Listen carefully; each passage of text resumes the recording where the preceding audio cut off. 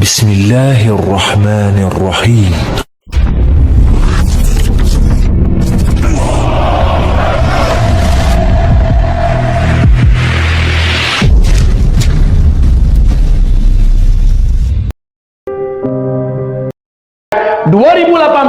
Akan start menuju kehancuran ekonomi global paling mengerikan. Dan kemudian setelah itu, ibarat Allah yang kami muliakan, pada tahun ini pula kita akan menyaksikan nanti perang yang terjadi di mana-mana. Perang. Al-Mahdi akan muncul ketika seluruh muka bumi sibuk berbunuh-bunuhan. Perang di mana-mana. Perang. Allahu a'lam apa yang akan terjadi. Makanya kata Rasulullah, pada fasa kelima nanti jumlah laki-laki 1 berbanding 50 wanita. Ternyata laki-laki di fasa ini banyak yang habis duluan. Ingat tidak perebutan gunung emas di Irak? Kata Rasulullah, dalam setiap 100 orang laki-laki, berapa orang yang terbunuh? 99. Padahal kata Rasulullah, semua laki-laki dari berbagai negara dunia akan datang ke sana membawa senjata-senjata mereka, memperebutkan gunung emas. Itu baru untuk perang besar. Sementara tiap-tiap negara akan mengalami peperangan. Wa kathural haraj. Qalu amal haraj ya Rasulullah. Ya Rasulullah, apa itu haraj? Nabi mengatakan perang. Al-qatslu. Banyak membunuh-bunuhan di sana hanya gara-gara makan. Dia rela membunuh tetangganya sendiri gara-gara lapar. Innalillah, ya. Ini kemarau ekstrim seluruh dunia. Kemarau ekstrim. Dan kemarau ini sudah diumumkan oleh pakar-pakar bumi dan alam kita. 2019 sampai 2022 seluruh bumi akan mengalami kemarau ekstrim 3 tahun berturut-turut. Sementara kita sudah dengar pula bahwa kemunculan Dajjal ditandai dengan terjadinya 3 tahun di mana bumi mengalami kemarau ekstrim dan kelaparan di mana-mana. Maka ini akan mengundang kepada kelaparan. Disinilah orang-orang akan menjadi brutal, menjadi jahat. Untuk bertahan hidup, dia pun akan melakukan apa saja. Ya Allah, kemudian Rasulullah mengatakan pada masa ini pula akan dibunuh seorang lelaki yang paling dicintai oleh orang-orang beriman satu muka bumi. Lelaki ini Rasul sebut dalam hadis yang sahih. Nanti tolong baca dalam hadis. Nabi menggelari laki-laki ini memiliki nafsun zakiyah, seorang lelaki yang memiliki jiwa yang bersih, tapi jasanya besar buat Islam. Orang satu dunia ini, orang yang beriman cinta kepadanya, suka kepadanya. Kira-kira siapa orang itu? Entahlah, saya pun tak tahu. Allahu a'lam. Hanya orang-orang yang hanya prediksi saja. Semoga ini juga tidak tepat, karena saya tidak berani memastikan. Yang saya lihat orang yang sangat banyak jasanya buat Islam di muka bumi saat ini, dan dicintai oleh orang-orang beriman, dibenci oleh orang kafir dan orang munafik. Satu, Zakir Naik. Ini orang luar biasa jasanya kepada Islam.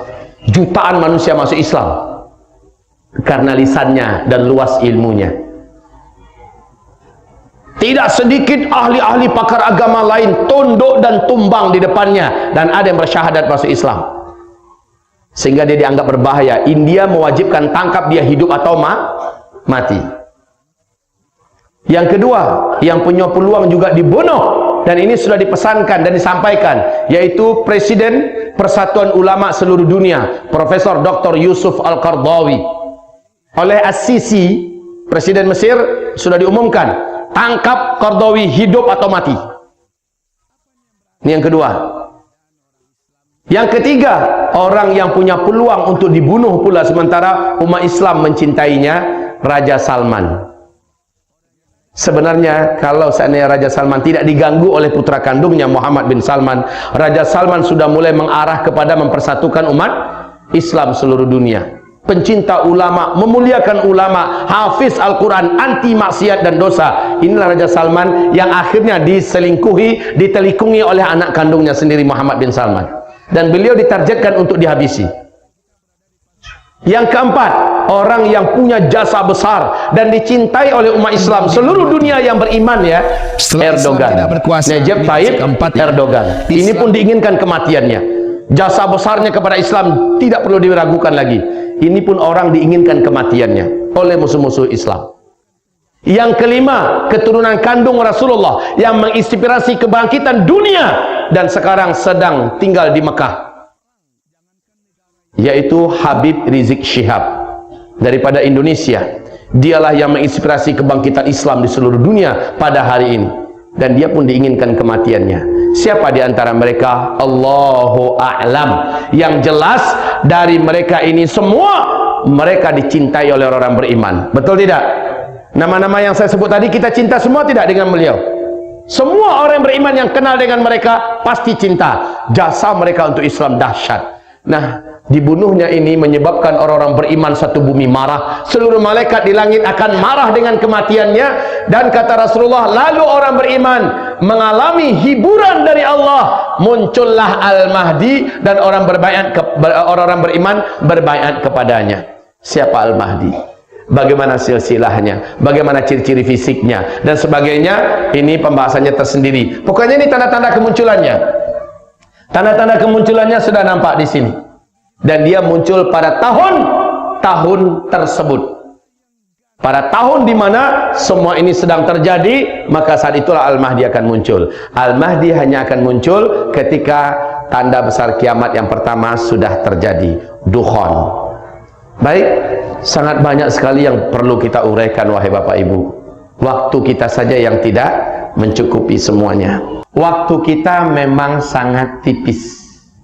Kesempatan kita bersiap-siap sudah tidak lagi banyak. Dan saya mencemaskan tahun 2019 ini ke atas. Saya sangat mencemaskan. Di mana-mana saya sampaikan, di depan para menteri, di depan para jenderal-jenderal, di depan para orang-orang kaya, orang-orang hebat, rakyat miskin, di depan berbagai negara yang saya masuki, saya sampaikan kepada mereka, bersiap-siaplah. Persiapan yang paling sempurna itu adalah iman dan amal soleh. Tak ada persiapan lain. Sabda Rasulullah sallallahu alaihi wasallam, apabila fitnah di negeri Syam sudah membara. Fitnah di negeri Syam. Syam itu apa? Syria, Palestina, Yordania, Lebanon. Apabila fitnah, wal fitanu bi Syam, yang dimaksud dengan fitnah-fitnah akhir zaman itu bukan Yaman, bukan Irak, bukan Iran, bukan Rohingya, bukan Uighur, bukan Indonesia atau di mana saja, tapi Syam. Nah, apabila fitnah sudah membara di sana, umat Islam dibantai, masjid-masjidnya dihancurkan, rumah-rumahnya diratakan. Apabila umat Islam dipaksa murtad, diusir dari kampung halamannya, maka ketika itu kata Rasulullah, badiru bil a'mali fitanan. Pada masa itu sabda Rasulullah, wajib kalian berlomba-lomba memperbanyak amal soleh. Berlomba-lomba memperbanyak amal soleh. Amal soleh, stop amal salah. Ini perintah Rasul. Kenapa? Karena orang yang selamat. Jadi fitnah di negeri Syam itu di sini posisinya. Karena sejak 2011 kan, sejak 2011 kita menyaksikan fitnah di Syam. Nah ini. Nah sinilah Rasulullah SAW bersabda, badiru bil a'mali fitanan, berlomba-lombalah kamu memperbanyak amal soleh, sebab hanya orang-orang yang punya banyak amalan soleh lah yang akan dijaga oleh Allah dan selamat. Ini perintah tegas dari Rasulullah, sebab umat Islam setelah itu akan mengalami hujan yang terus meningkat sampai Dajjal keluar. Orang yang punya iman dan amal soleh akan dijaga oleh Allah. Dukhan datang, cuma orang beriman yang amal solehnya banyak yang akan selamat. Dajjal lepas, Dajjal masuki seluruh kota-kota di muka bumi, orang-orang beriman yang beramal soleh yang akan terjaga imannya. Karena kata Rasulullah, ketika Dajjal datang, mayoriti manusia akan sujud dan mengangkat Dajjal sebagai Tuhan. Saya khawatir Pak, kalau saya hidup ketika Dajjal itu nanti muncul, saya rasa saya pun tidak berani jamin diri saya akan selamat, iman saya maksud saya. Karena kata Rasulullah, nanti akan ada seorang lelaki yang merasa imannya sangat kuat dan imannya tidak akan berubah dengan munculnya Dajjal. Ketika Dajjal masuk ke kotanya, laki-laki itu keluar dari persembunyiannya dan dia yakin dia tidak akan murtad. Lalu setelah dia melihat Dajjal, Dajjal melihat kepadanya, fitnah dan sihir Dajjal akan mampu menjadikan laki-laki itu kafir kepada Allah, dan laki-laki tersebut sujud menyembah Dajjal. Kafirlah ia kepada Allah. Walaupun Dajjal nanti meninggalkan kotanya, laki-laki tersebut tetap akan kafir kepada Allah sampai dia mati. Jadi tidak ada cerita orang yang sudah beriman dengan Dajjal dia masih akan tetap kembali lagi kepada Islam, dia taubat lagi, tidak ada cerita. Sementara Dajjal luar biasa yang diberi oleh Allah. Makanya kata Nabi, tidak ada fitnah yang lebih dahsyat yang akan menimpa umat manusia ini di muka bumi melebihi fitnahnya Dajjal. Sejak Adam diciptakan sampai hari kiamat, tidak ada fitnah yang mengalahkan hebatnya fitnah Dajjal. Di hadis yang lain kata Rasulullah, kalau digabungkan semua fitnah yang pernah terjadi kepada umat manusia, lalu Dajjal muncul dengan fitnah yang dibawa Dajjal, diadu mana yang paling berat, fitnah yang dibawa Dajjal atau fitnah seluruh yang pernah terjadi kepada muka bumi ini. Maka kata Rasulullah, kalah semua fitnah yang pernah terjadi di muka bumi, saking dahsyatnya fitnah Dajjal. Dan tanda-tanda Dajjal keluar adalah tahun-tahun kita ini. Saya tidak bisa jamin apakah masih ada hidup saya ke depan, apakah masih ada rezeki kita akan kembali duduk bersama. Tapi teknologi YouTube masih boleh kita buka saat ini, bukalah, dengarkan ceramah ini. Lihat, di sini ada dalil-dalil yang sangat terang benderang dari Rasulullah, lengkap sekali. Kitabnya ada di luar sana, dapatkan ini. Maka dapatkan penjelasan-penjelasan yang ilmiah, fakta-fakta yang sulit dan tidak bisa dibantah, lengkap ada di sini. Khususnya kalau kitab ini, macam mana cara selamat, ada di kitab ini.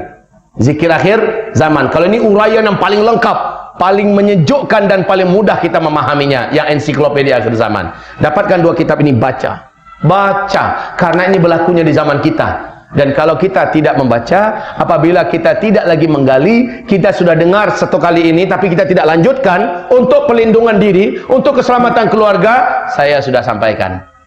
Ini semacam prolog atau semacam mukaddimah lah ya, pengantar. Bapak-bapak, ibu-ibu, setelah dengarkan ceramah ini, jangan pula Bapak Ibu jadi berubahnya berubah negatif. Melihat masa depan sudah tak semangat lagi. Lihat hidup ke depannya sudah gelap, dah mau kiamat. Pulangnya bahunya sudah macam ni. Pak, kenapa macam tu jalannya? Dah mau kiamat. Lalu anak-anaknya yang sudah tamat sekolah menengah atas dipanggil, nak dengar ceramah tadi tak? Betul.